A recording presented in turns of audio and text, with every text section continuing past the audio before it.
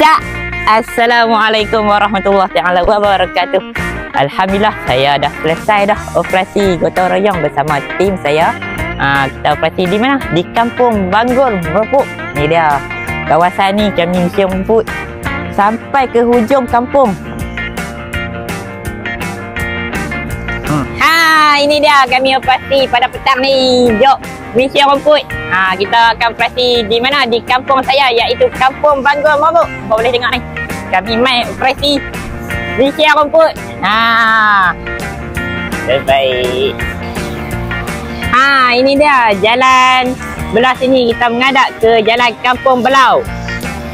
Belah kanan, sebelah kiri saya pula jalan ke menghadap ke Pekan Merbuk. Dua-dua ni depan simpang Kampung Banggul kami akan operasi misi rumput. Ni yang kau tengok ni jalan utama kami misi ni. Mari tengok, ikut saya. Mari. Tu. Ni dia jalan utama kami misi. Kalau orang boleh mudah senang lalu lah. Bagi kat empau. Tu jalan. Sampai. Kan. Hujan-hujan pun kami tanpa relax tau. Kami gotong royong macam ni kan. Hujan-hujan ni. Kau tengok tu.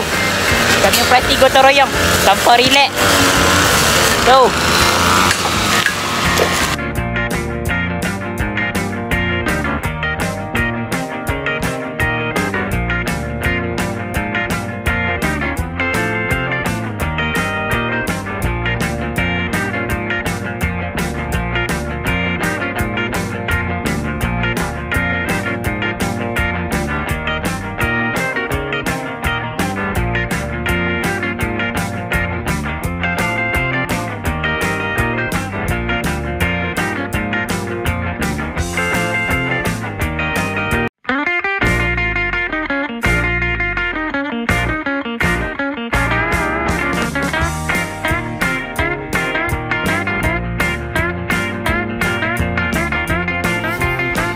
Sempoi dak gen.